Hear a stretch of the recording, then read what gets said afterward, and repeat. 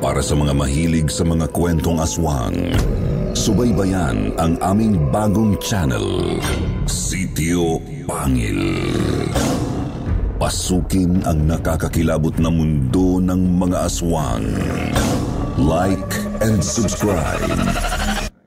Sitio Pangil.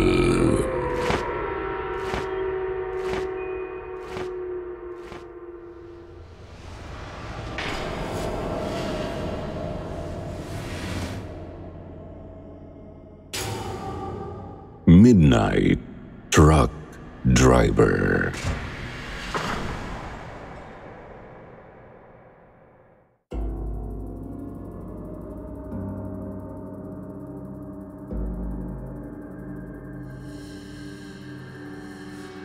Kumusta kayo, Sitio Bangungot Community? Ako po itong muli ang inyong lingkod na si Jupiter Torres para sa isa namang nakakatakot na kwentuhan mula sa sulat na ipinadala ng isa ng ating avid listener na nagpakilala sa atin bilang Miguel, isang truck driver.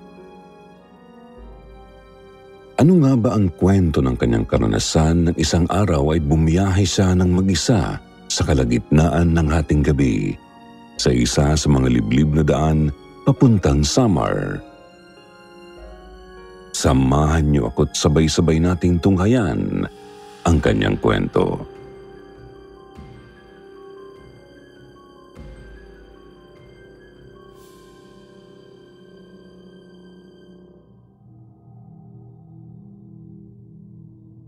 Magandang araw o gabi sa inyong lahat, lalong-lalo na po sa grupong bumubuo at nasa likod ng channel na ito ni Sir Jupiter dito sa YouTube.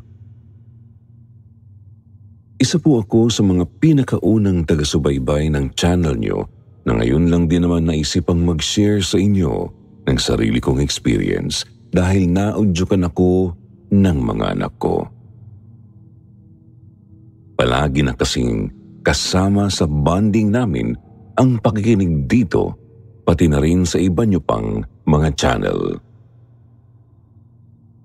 Ako nga pala si Miguel, 42 anyos, isang simpleng tsuper ng truck na tubong kamigin. Pero ngayon ay naninirahan dito sa Taguig, kasama ang aking asawa't 2 anak. Noong bata pa ako, mahilig kasi ako noong maglagalag at magpunta sa kung saan-saang lugar, lalo na nang mamatay ang tatay ko na siyang nag-iisang pamilya ko na lang. Kung saan-saan ako noon napadpad, lalo na sa tuwing may mga bago akong nakikilalang tao.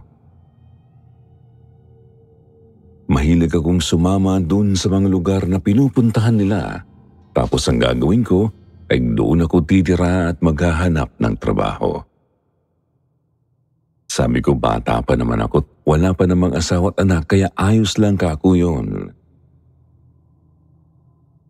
Sa tagal ng panahon ng pagiging driver ko, hindi ko may tatanggi na makailang beses na rin akong nagkaroon ng mga hindi kaaya-ayang karanasan sa daan.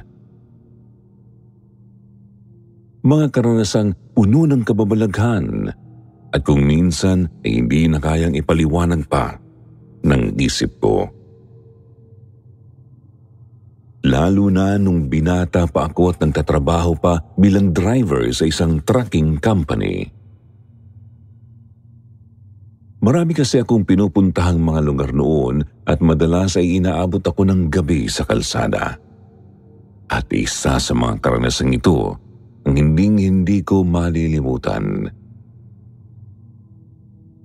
Yun ay ang biyahe ko noon sa isang lugar sa probinsya ng Samar kung saan naranasan ko ang maituturing ko na yatang pinaka-nakakatakot na pangyayari sa buong buhay ko.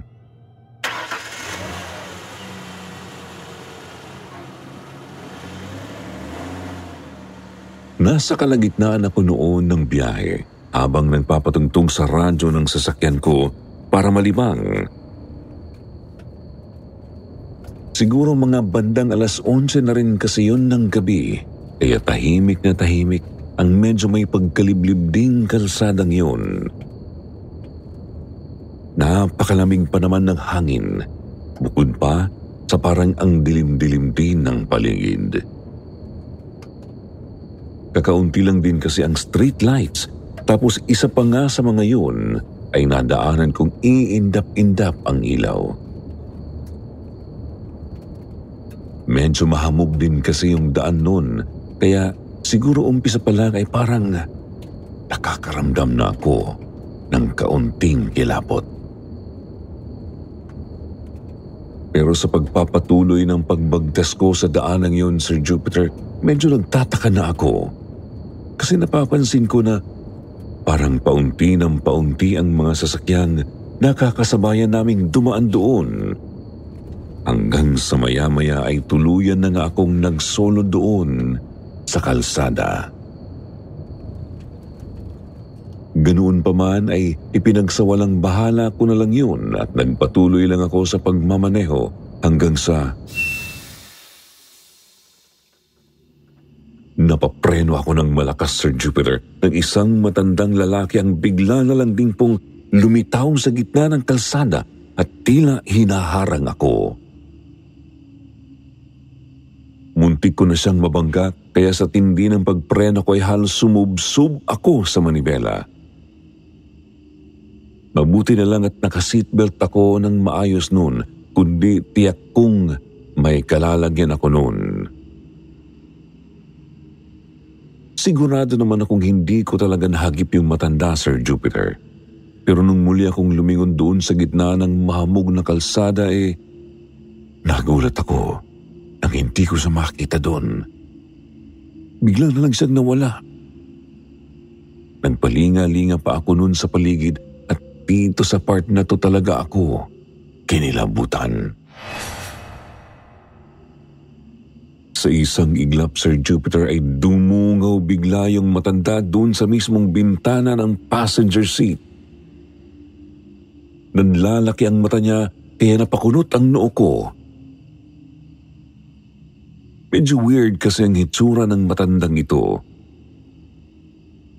Nakasuot siya ng salakot tapos naka-long sleeves din siyang puti habang ang pang-ibaba naman niya ay khaki pants. Meron pa nga siyang kulay pulang panyong nakatali sa bandang leeg niya kaya kung titingnan mo siya, akala mo ay kung sino siyang katipunero nung araw. Pero sa kabila nun, Sir Jupiter, nakaramdam ako ng awa nang sabihin sa akin ng matanda na gusto raw sana niyang makisakay. Galing pa raw kasi siya dun sa loob ng gubat. Nagtaka pa nga ako kung anong gubat baka ko ang tinutukoy niya ay nasa gitna kami ng highway. Pero nagulat na lang ako nang makita kong meron ngang isang maliit na iskinitang napapalibutan ng puno doon mismo sa itinuturo niyang direksyon.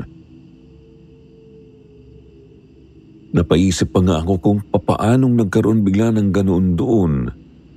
Pero ipinagsawalang bahala ko na lang yun. Dahil nga sa awa ay pumayag na lang akong isakay yung matanda. Hindi ko na nga gaanong matandaan ang buong detalye, basta ang alam ko lang noon, pinapasok ko siya sa loob ng sasakyan. Ayos lang naman kasi sana nung una. Tahimik lang naman kasi siya noon kaya lang maya-maya, bigla na lang siyang nagsalita. Mahina lang ang boses niya pero sapat na yun para marinig ko ang kwento niya tungkol sa dating hitsura daw ng kalsadang dinadaanan namin.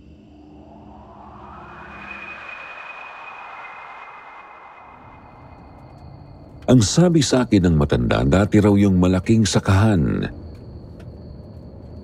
Malawak na malawak daw yun noon at pagmamayari daw yun ng isang matandang binata na may kaya sa buhay.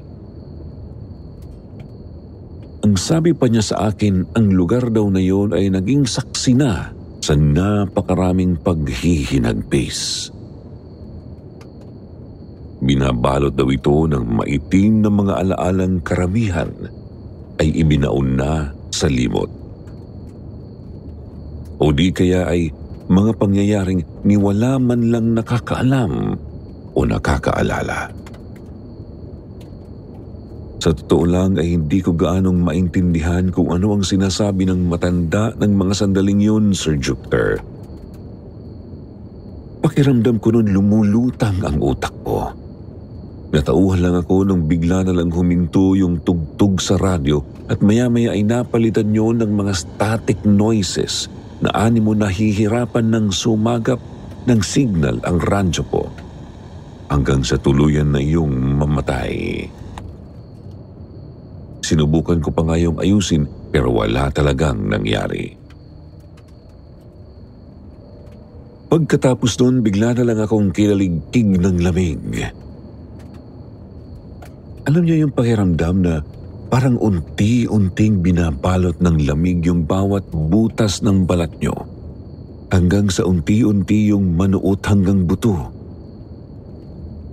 Ganun-ganun ang nararamdaman ko kasabay ng unti-unting pagbalot ng makapal na hamog hanggang sa loob ng sasakyan ko.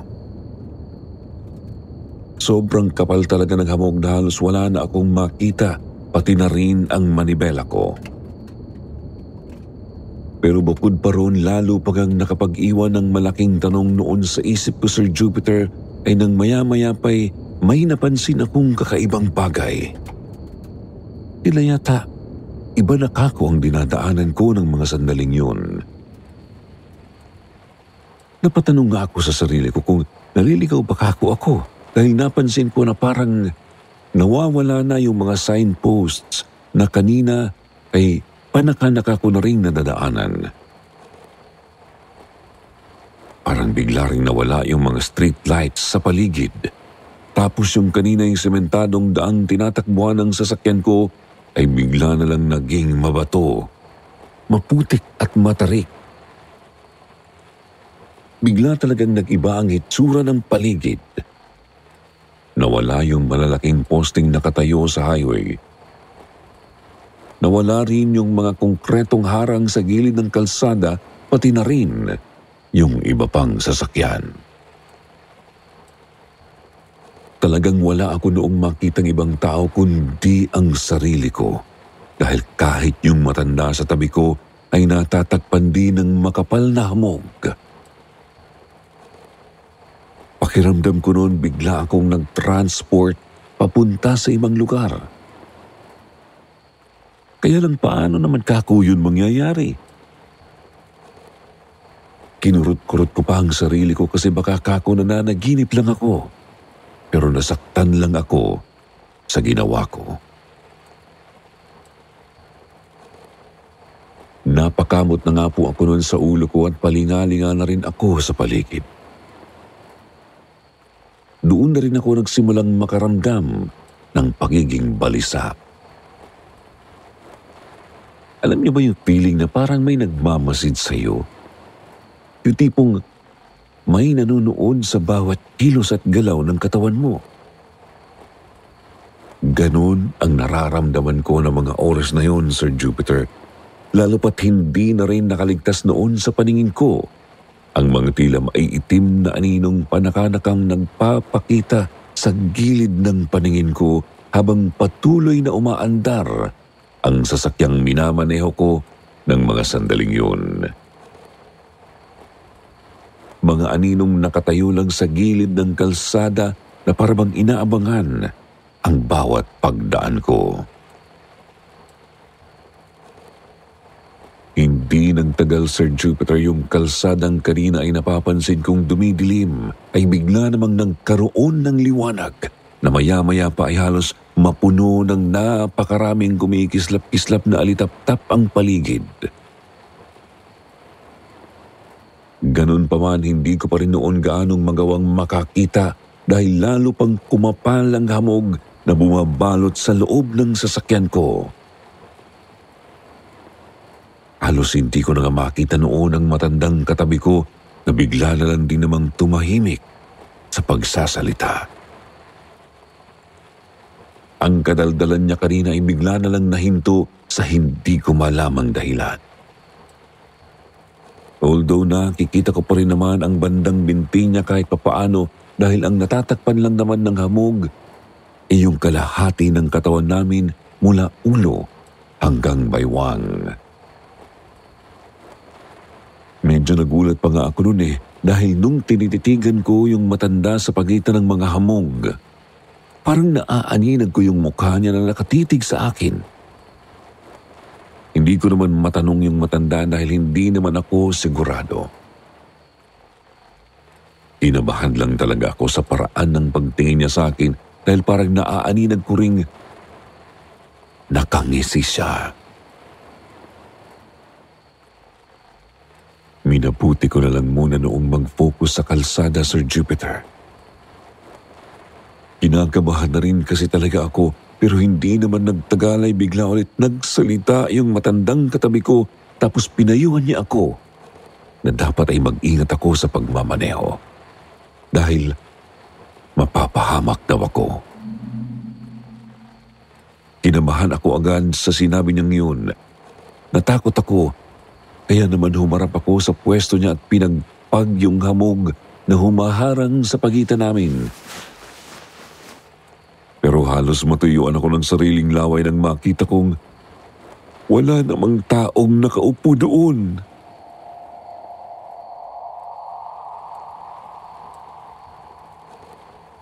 Doon na talaga dumagundong ng matindi ang dibdib ko, Sir Jupiter.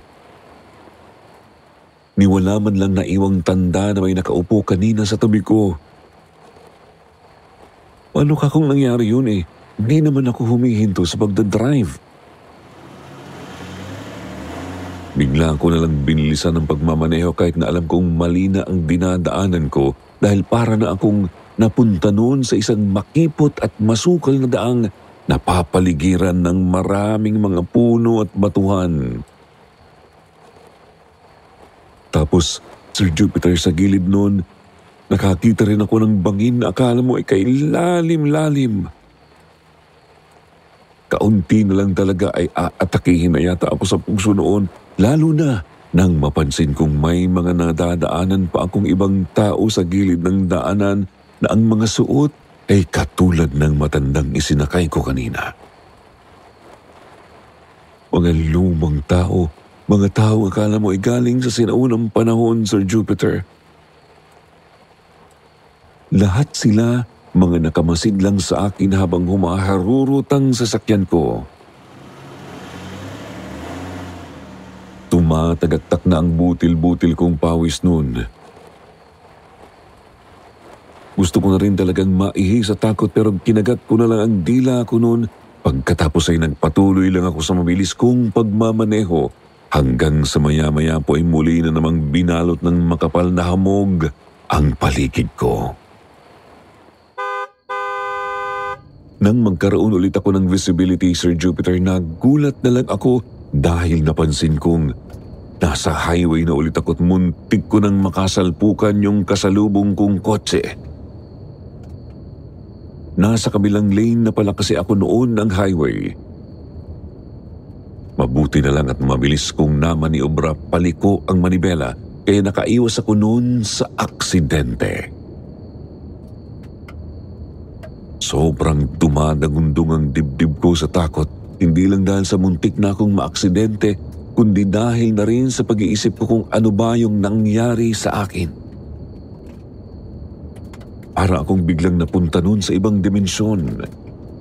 Kaya nga nung sa wakas ay narating ko na ang pupuntahan ko, ay nagdesisyon akong dun na lang muna magpalipas ng gabi.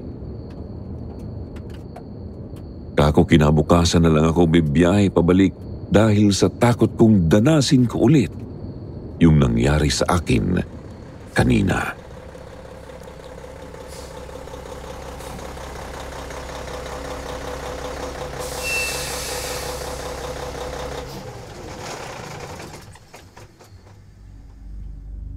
Eksakto namang may mga kapwa ko tsoper na nagpapahinga rin sa drop-off station ng mga dala naming kargamento noon. Nagpaalam ako sa kanila na makikipahinga na lang din kako ako dahil delikado na kakong umuwi ng ganong oras. Agad namang sumang-ayon yung isa sa mga kasamahan ko at doon niya sinabi sa akin na minsan na rin daw kasi siyang nakaranas ng hindi magandang experience habang dumadaan dun sa rutang tinahak ko kanina. Ang sabi naman ng isa, hindi na raw siya nagtataka dahil ang balita niya raw noong araw daw kasi maraming mga itinatapong bangkay dun sa lugar na yon. Kumbaga naging tapunan daw yun ng patay, lalong-lalo na yung mga taong sinasalvage. Dahil dun marami daw talagang nagpaparamdam sa highway na yun at ang karamihang nakakaalam lang nun ay yung mga kapwa namin truck drivers dahil sa amin daw talaga nila hilig magpakita at magparamdam. Sinabi rin nila sa akin na marami raw talagang drivers ang naliligaw dun. Kaya naman napilitan na akong i-share sa kanila ang tungkol sa naranasan ko kanina. Sila mismo nahiwagaan sa kwento ko. Para daw kasing bago sa pandinig nila ang nangyari sa akin dahil madalas ay mga pagpapakita at pagpaparamdam lang naman daw ang ginagawa ng mga multo ng daanang yun sa mga tsuper. Halos hindi tuloy ako makatulog ng gabing yun. Pinilit ko na nga lang ipikit ang mata ko, Sir Jupiter, pero kahit na anong gawin ko, ay parang nakikinikinita ko pa rin ang mukha nung matandang isinakay ko kanina sa truck. Mga isang oras din siguro akong nakapikit kahit nagising naman noon ang diwa ko. Hanggang sa maya-maya pa, naramdaman kong unti-unti na akong hinihila ng antok. Kaya lang po saka naman biglang humangin ng malakas at hindi nagtagal, ay naramdaman ko na naman yung malamig na hanging dumadampi sa balat ko tulad ng naramdaman ko kanina nung nasa kalagitnaan pa ako ng biyahe.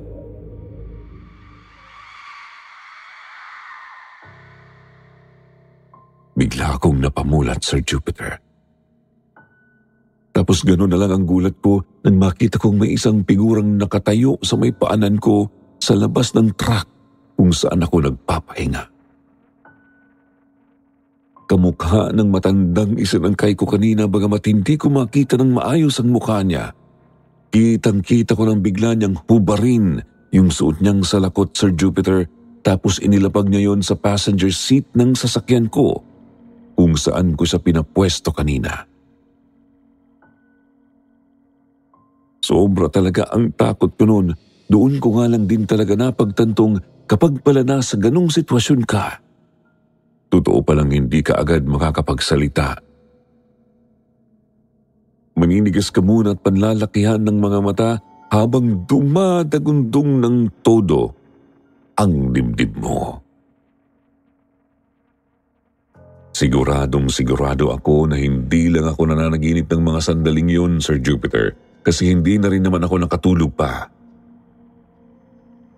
Magdamag lang akong nakatitig doon sa salakot na iniwan ng matandang hindi ko maintindihan kung multo ba o ano hanggang sa mawala siya sa paningin ko kagabi. Sobrang itim tuloy ng ilalim ng mga mata ko at napansin yun ng mga kapwa ko driver. Hindi ko na itinago sa kanila ang tungkol sa pagpaparamdam ulit sa akin ng matanda. Pakiramdam ko kako nasundan ako eh. Sabi naman ng isa, baka raw nag-iwan lang ng pasasalamat yun dahil nga pumayag akong makisabay siya sa akin. Sila na rin ang nagpresenta, Sir Jupiter, na isabay na lang ako pauwi at ipadrive na lang sa iba yung dala kong sasakyan. Putlang-putla na kasi ako noon eh, para na akong mawawalan ng ulirat kaya naman tinulungan na nila ako.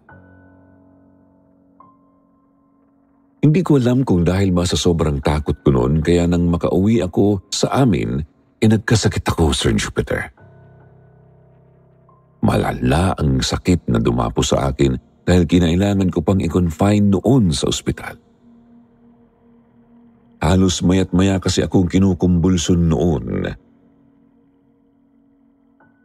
Akala ko nga po ay mamamatay na ako eh. Hindi ko agad nakalimutan ang tungkol sa lugar na napuntahan ko. Pati na rin yung mga tila kakaibang taong nakasalamuha ko habang bumibiyahe ako. Hanggang ngayon, iniisip ko pa rin kung totoo sila. Dahil kasi doon, Sir Jupiter, nag-resign ako noon sa trabaho ko sa Samar at bumiyahe ako pa Maynila para doon na lang ulit mamasukat. Yun na yung mga panahong pumirmi na ako sa iisang lugar at itinigil ko na yung kapupunta ko sa kung saan-saan at dahil doon ay nakilala ko ang asawa ko. Hanggang ngayon, Sir Jupiter, ay palaisipan pa rin talaga sa akin ang pangyayaring ito ng buhay ko. Hindi ko pa rin alam kung ano ang maaaring maging paliwanag dito, lalo pa. At hanggang ngayon din naman ay nasa akin pa rin yung salakot na iniwanan ng matandang nakisabay noon sa biyahe ko.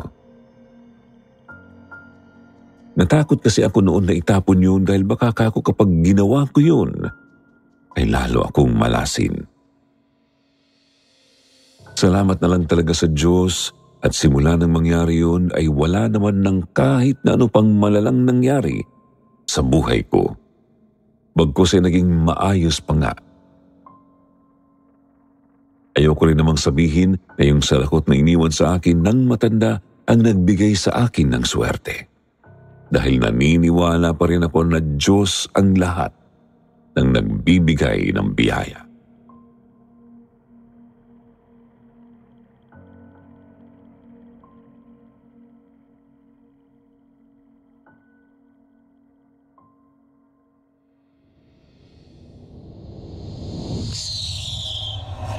Lolo at Lola.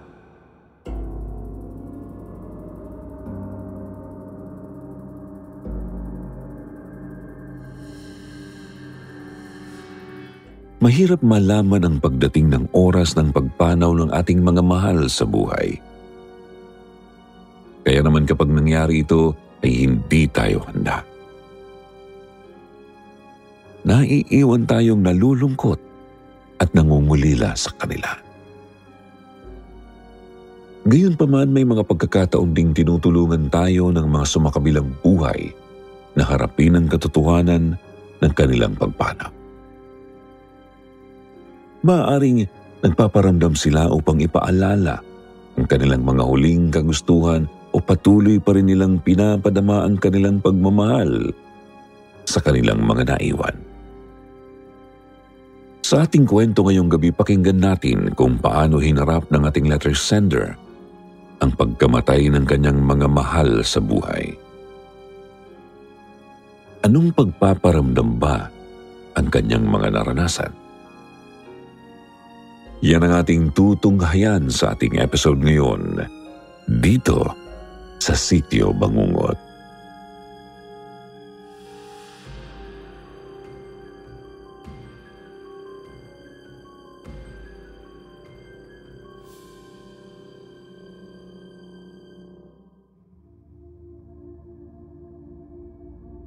Hello po, Sir Jupiter, pati na rin po sa buong team ng Sitio Bangungot. Ako po ulit ito, si Wahini. Natuwa po ako nang marinig ang unang kwento na ipinadala ko, kaya naman heto na po ang kasunod. Isa na naman pong kwento ang nais ko ibahagi sa inyo tungkol sa lolo at lola ko. Nasa grade 5 po ako nang mamatay ang lolo ko noong taong 1999. Tanda ko pa noong umuwi ako para sa lunch dahil hindi ako napabaunan ni nanay ng pagkain. Oo nga po pala, nanay at tatay ang tawag ko sa lolo at lola ko dahil sila ang nagpalaki sa akin. Naabutan kong inaasikaso ni nanay si tatay na dinadalahit ng ubo. Nang makita ako ni nanay, ay sinabihan lang niya akong bumili na lang daw ng sardinas para yun na lang ang ulamin ko.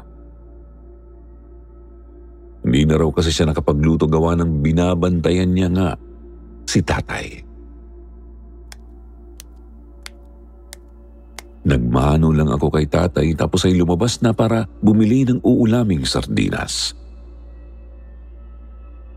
Nang makabalik ako mula sa tindahan ay naabutan ko na lang na may mga tao na sa bahay at umiiyak na si nanay.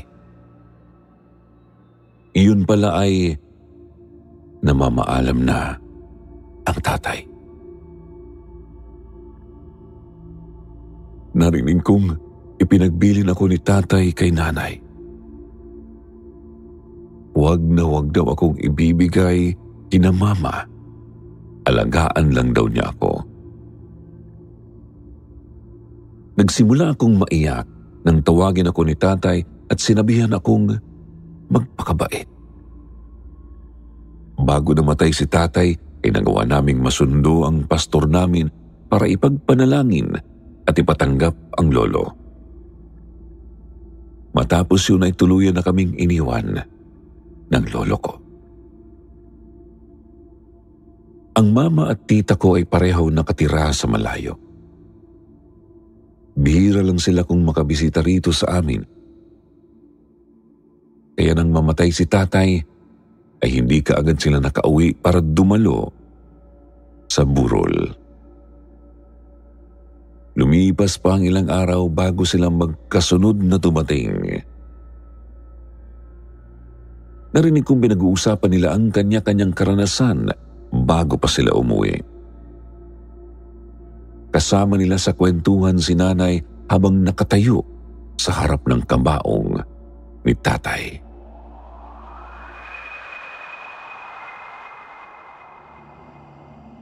Ayon kay mama, nagparamdam daw si tatay sa kanila noong ikalawang araw pa lang ng burol nito. Papatulog na daw sila noon at sinabihan niya ang bunso kong kapatid na si Dylan na patayin ang electric fan dahil malamig ang gabing yun. Sumunod naman daw ang kapatid ko at pinatay ang electric fan. Bandang madaling araw na alimpungatan daw si mama dahil sa lamig na nanggagaling sa electric fan. Agad niyang ginising ang kapatid ko para patayin ulit ito. Dylan! Hindi ba't sabi ko ay patayin mo ang electric fan kasi malamig? Bakit binuksan mo? Kunot noon namang bumangon si Dylan at kakamot-kamot sa ulong sumagot, "Pinatay ko nga yan, ma. Baka binuksan ni Papa." Tumayo raw si Dylan at nagtungo sa electric fan para patayin ulit ito.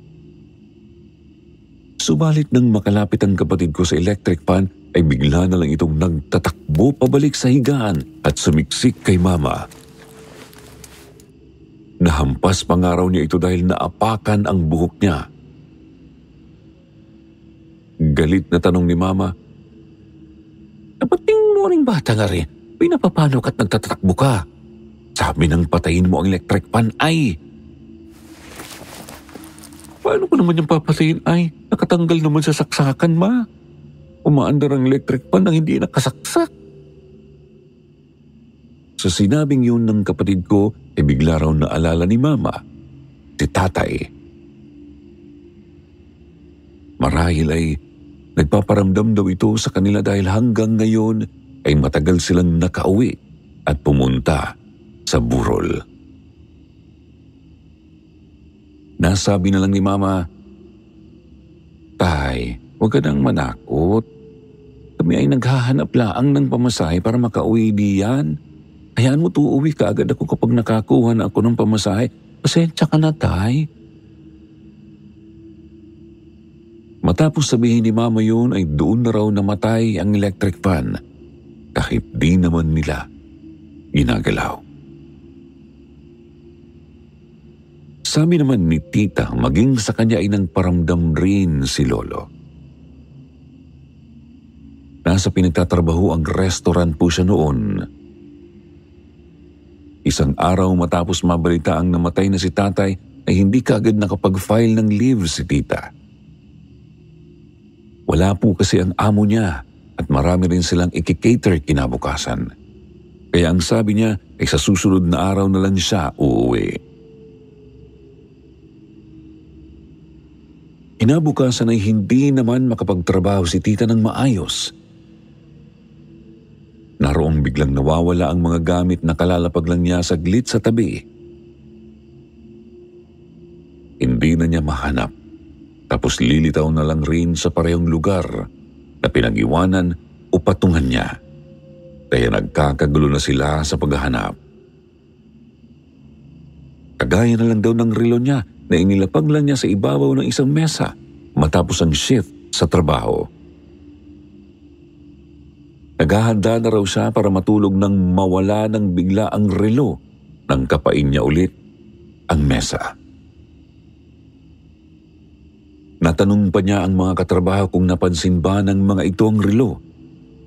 Ngunit puro iling at tanggi daw ang mga ito. Matapos bumuntong hinga at magbanyo, natigilan na lamang siya ng pagbalik niya ay nakapatong na ulit sa table ang relo. Ang pinakamalala daw ay nung sumunod na araw na hindi pa rin siya nakauwi. Sa restaurant daw kasi natutulog si tita at malapit lang sa kitchen ang sleeping quarter niya. Nalimpungatan daw siya ng madaling araw dahil sa kalampagan sa kusina na parang may nagluluto. Inakala pa nga raw niya na baka tinanghali siya ng gising.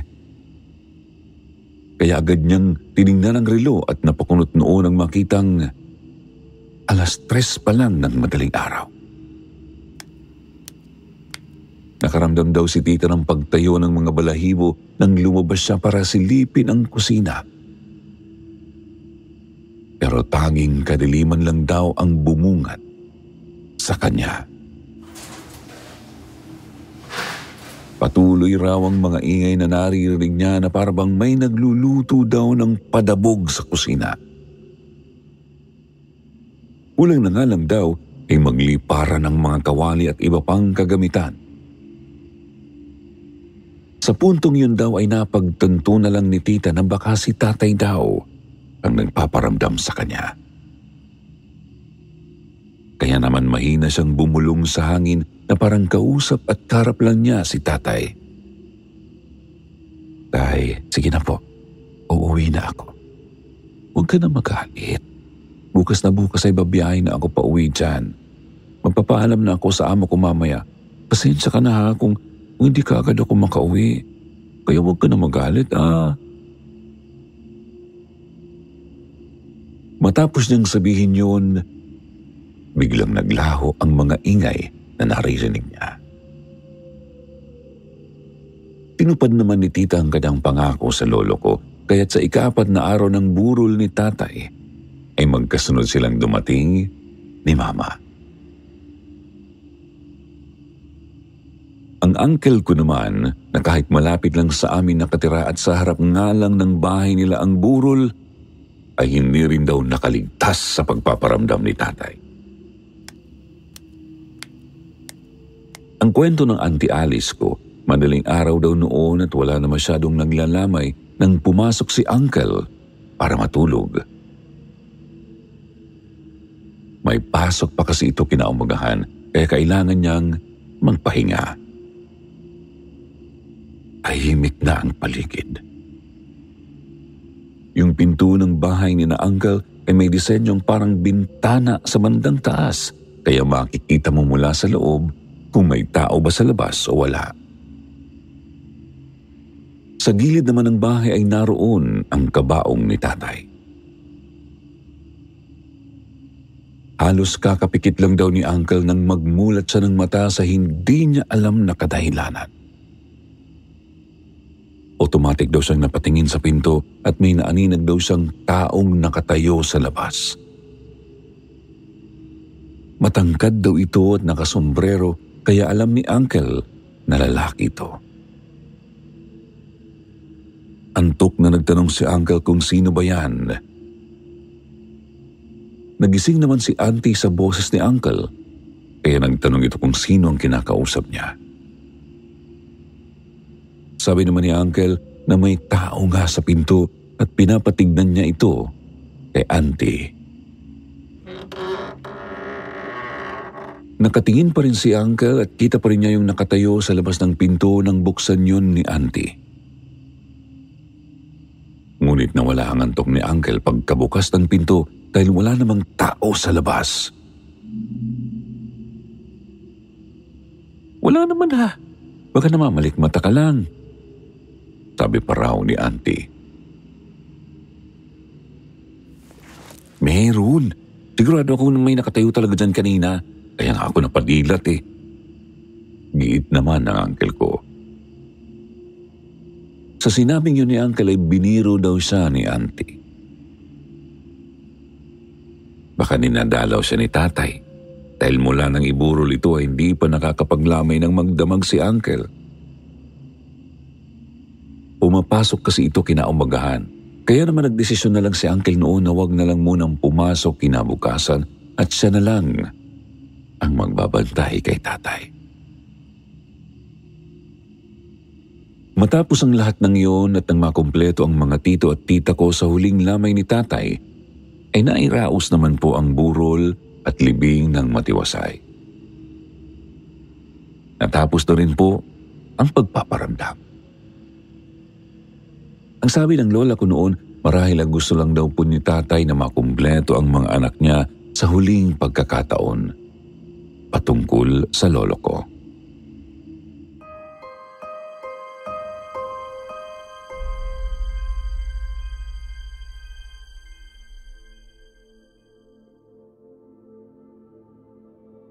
Ang susunod naman ay ang karanasan ko sa kaisa-isang multo na ninais kong magpakita sa akin.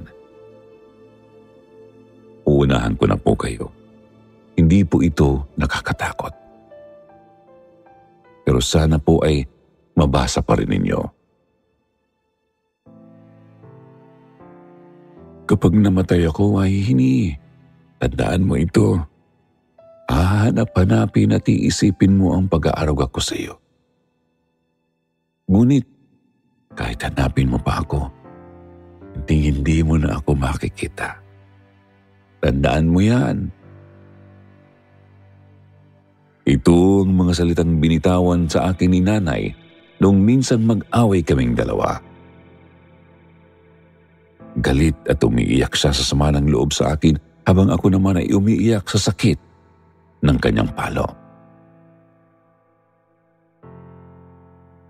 Noon ay hindi ko yun gaanong binigyang halaga. Ngunit paglaon ay napatunayan kong totoo pala. Magmula kasi nang mamatay si Nanay, palagi ko nang hinahanap-hanap ang pag-aarugat sa akin bilang ina. Sa nasabi ko nga po kanina, lumaki ako sa lolo at lola ko, Sir Jupiter. Bata pa lang ako ay hindi ko nakagisnan ng aking ama at ina. Kaya naman talagang malapit ako kay lola. Sila rin ang nagpaaral sa akin. Nagtitinda ng gabi ang lolo ko habang manggagamot naman ang lola ko. Mahigpit na sa akin si Nanay kahit noong nabubuhay pa si Tatay o ang lolo ko. Pero mas pinag-higpitan pa niya ako nang mamatay si Tatay at magsimula akong magdalaga. Wala akong masyadong kaibigan maliban lang kina Lenlen at Kuya Andrew na nabanggit ko sa unang kwento na naipadala ko. Kilala sila ni Nanay at hindi ako pinagbabawalan kapag sila ang makakasama ko. Sa higpit ng lola ko ay lumaki akong inosente sa lahat ng bagay. Kahit ang pagbiyahe ng mag-isa hindi ako marunong. Nasanay rin ako na palaging kasama si nanay kahit saan man ako pumunta. Naranasan ko rin naman ang gumawa ng kalokohan, lalo na nang maging kaklase ko si Lenlen at ayain akong mag-cutting classes. Sinusunod ko si Lenlen noon kahit pa natatakot ako kung ano ang pwedeng gawin ni Lola sa akin kapag nalaman niya. Naranasan kong makaladkad sa gitna ng maraming tao, mabugbog at mapalayas nang malaman ni nanay ang ginawa ko. Natigil din ako sa pag-aaral noon dahil bagsak ang grades ko at hindi na kayang habulin. Bumawi naman ako kay nanay at nakabalik sa pag-aaral noong taong 2005. Graduate ako sa high school noong 2007. Pero dahil mababa ang self-esteem at walang alam sa mga bagay-bagay, ay nauwi ako sa maagang pagpasok sa trabaho. Taong 2015, nang kunin ako ng pastor namin para maging kahera sa restaurant nila. Naging sanhi yun para malayo ako kay nanay. Yun ang unang beses na malalayo ako sa kanya. Sinanay ko ang sarili kong hindi siya kasama, kaya madalang akong umuwi sa bahay. June 2016, nang makilala ko ang ex-boyfriend kong si William. Nagkataon din noong biglang nagsara ang restaurant, kaya napauwi ako ng biglaan sa amin. Ipinakilala ko si William kay nanay. Ngumiti lang ang lola ko sabay sabing, kakaiba siya. Kumunot ang noo ko dahil hindi ko maintindihan ang sinasabi niyang kakaiba si William, kaya naman napatanong ako sa kanya kung ayaw ba niya sa nobyo ko noon. Umiling lang si nanay at sinabing, basta naiiba siya, be. At hindi na muling nagsalita pa.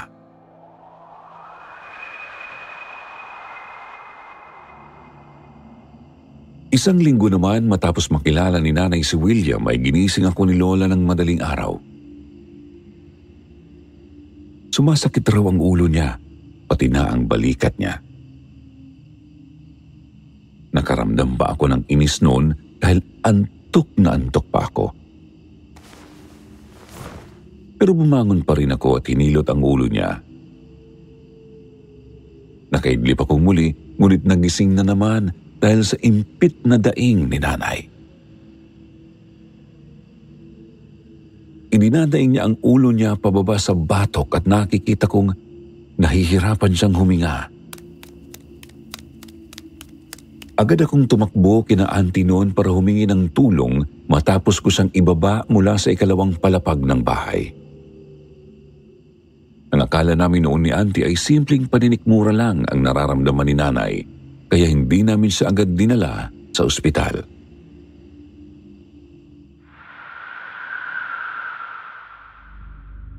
Bandang 9:00 ng umaga nang mapansin kong basa ang higaan ni nanay. Nagulat ako dahil naihina pala siya sa papag at bigla ring nagsuka. Sa puntong yun ay nataranta na ako at nagpa siya ng dalhin sa ospital, si nanay.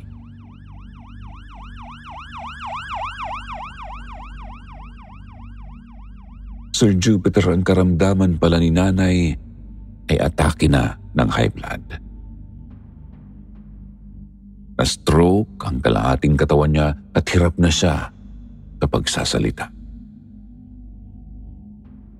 Na-confine si nanay sa ospital at doon ay nanatili akong nagbabantay sa kanya. Palagi ko siyang sinasabihan na magpagaling na at nang makauwi na siya. Ipinagdarasal ko noon na sana ay gumaling na siya dahil hindi na siya nawawalan ng langnat. Nasa isang araw na rin siyang hindi nagigising. Kinabitan na siya ng nasogastric tube ng doktor dahil hindi na siya nakakakain. Love you, Nay. Uuwi na tayo, ha? Gising ka na. Di ba ayaw mo rito sa ospital? Uwi na tayo, please. Bulong ko sa kanya, sabay halik sa mainit niyang noo. Doon din po ay napansin kong may lumalabas na kulay brown sa kanyang bibig. Kaya naman tinawag ko ang nurse. Matapos tingnan si nanay, ay wala namang sinabi ang nurse, kundi punasan at palitan lang ng damit si nanay. Sa 8 araw ni nanay sa ospital ay nagulat ako nang nagising siya at nangulit. Tinatanggal niya ang diaper niya, pati na rin ang tubo sa kanyang ilong. Napagalitan ko pa nga, pero tinawanan lang niya ako. Kinagabihan noong araw na yon ay hinawakan ni nanay ang kamay ko at inilagay sa pisngi niya. Hindi na siya nagsasalita noon. Sinabihan ko siya ng, I love you, habang pinupunasan siya ng bimpo. Akin na muna yung kamay ko, Nay. Hindi kita mapunasan ng maayos o sabi ko sa kanya. Tinitigan niya lang ako at pagkaway, tinapik ako ng 3 beses. Pagkatapos noon, muli na siyang pumikit. Ano po ba yun, Nay? May gusto ka bang sabihin? Tanong ko pa, pero hindi na siya sumagot. Kinabukasan ay nagulat ako sa sinabi ng doktor. Kailangan na raw tubuhan si nanay kung gusto pa namin siyang mabuhay. Hindi ako makapagdesisyon dahil apo lang naman ako. Kaya hinintay ko pa ang sagot ng mga anak niya.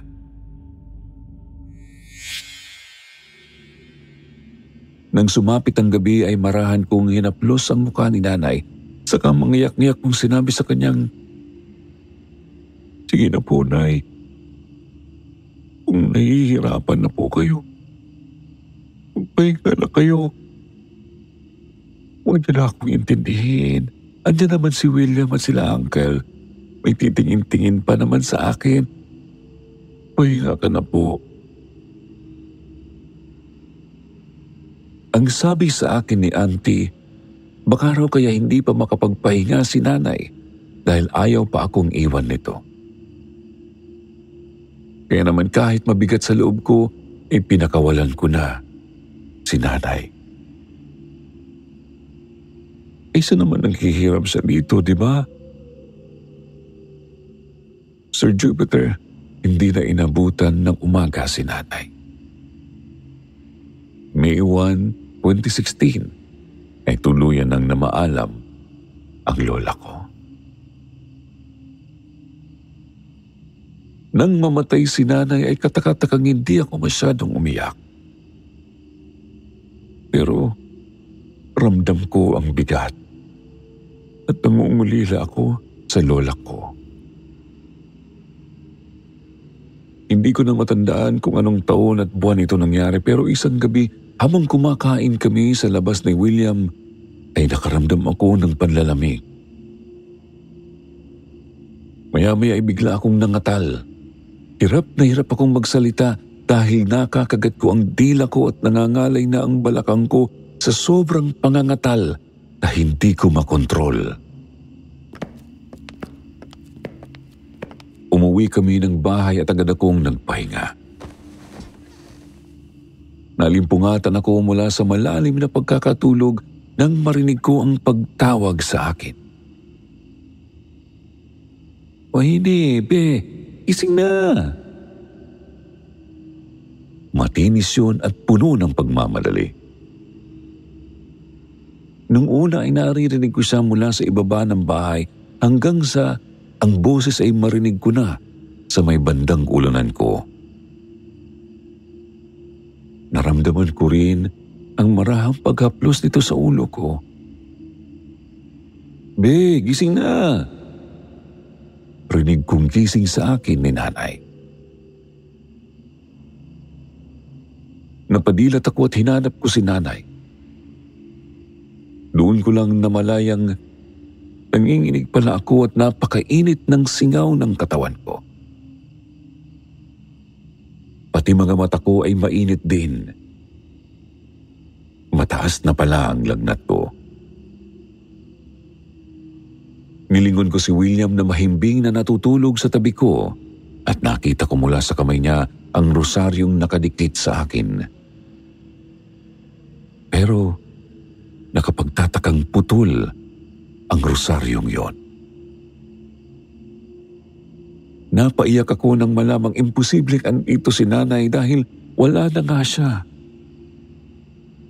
Naisip kong siguro ginising niya ako dahil mataas ang lagnat ko at delikado kung hindi ako maaagapan.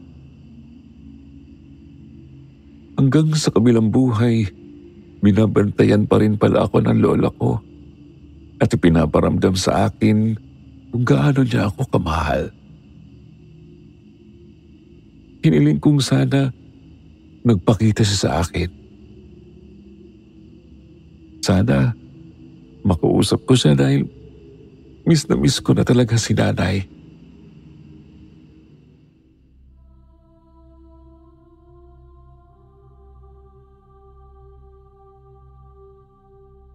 Napakarami kong pagkukulang kay nanay na ngayon ko palang napagtatanto, Sir Jupiter. Totoo talaga ang kasabihang nasa huli ang pagsisisi. Nagsisisi ako dahil hindi ko man lang nabigyan ng magandang buhay ang lola ko dahil kung tutuusin pala ay kaya kong magtrabaho sa call center. Kaya ko palang mag-asikaso ng mga dokumentong importante lalo na ang mga benepisyo. Sana kung hindi ako nagpatalo sa takot noon, baka naiahon ko sa hirap si nanay. Siguro nabilhan ko siya ng mga damit, may pasyal sa mga gandang lugar at naisama sa mga restaurant. Siguro kung naisugod ko lang si nanay sa ospital agad, baka buhay pa siya ngayon at kasama kong lumalaban sa mga mabibigat na pagsubok na pinagdadaanan ko. Habang sinusulat ko ito ay umiiyak na naman ako. Miss na miss ko na ang lola ko. Sa mga nakikinig, pahalagahan po natin ang mga magulang natin. Habang buhay pa sila ay gawin natin ang kaya natin para sa kanila. Iparamdam natin sa kanila kung gaano natin sila kamahal. Dahil kahit gaano pang nakakainis o nakakabingi ang mga pagbabawal at paghihigpit sa atin ng mga magulang natin, para din naman sa ikabubuti natin yun.